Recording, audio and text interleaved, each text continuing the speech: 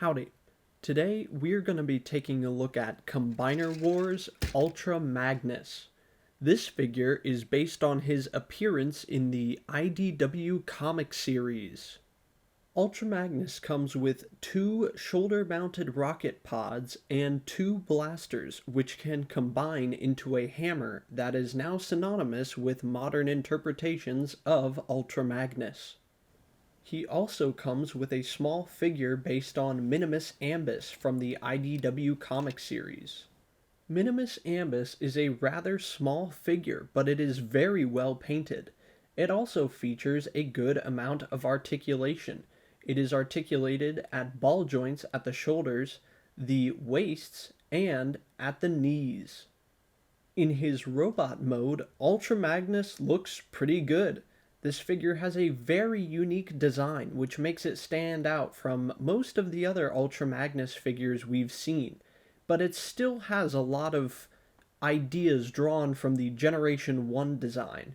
It's very nice and angular, although there are a few defining features that tells you that it's from Combiner Wars.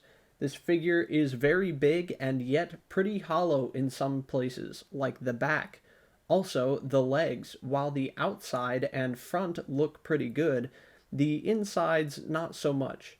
However, there are some neat things like the defining new height for leader class which we would see throughout the rest of the Prime Wars trilogy.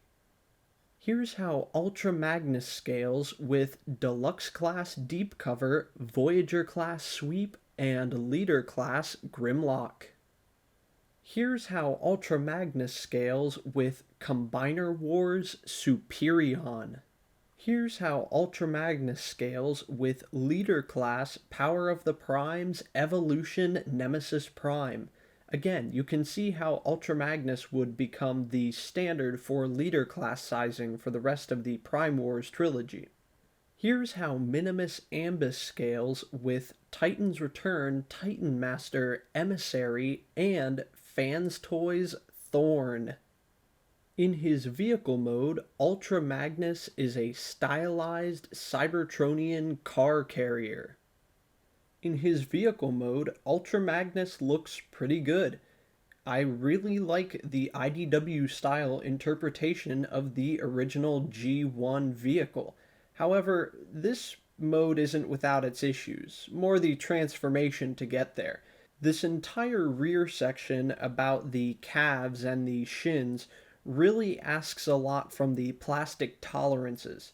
They don't really accommodate in the engineering for expanding the parts out. It's more just trusting that the plastic will flex. I don't know how well that's going to hold up over time. Other than that, this mode and the transformation to get there is fairly simple and enjoyable. And the back ramps can fold down, and you can even bring the top sections down to form an even longer ramp. Here's how Ultra Magnus scales with Deluxe Class Deep Cover, Voyager Class Artfire, and Leader Class Laser Optimus Prime. As you can see, even though he's a few years old, due to the modernization and consistency of scaling, he can still hold a deluxe class figure in the vehicle bay. Here's how Ultra Magnus scales with Leader Class Power of the Primes Evolution Nemesis Prime. I hope you've enjoyed this brief look at Combiner Wars Ultra Magnus. If there are any other figures you'd like me to take a look at next, leave a comment down below. And as always, I'm Leo, reminding you that plastic toys don't belong in plastic prisons. See you next time.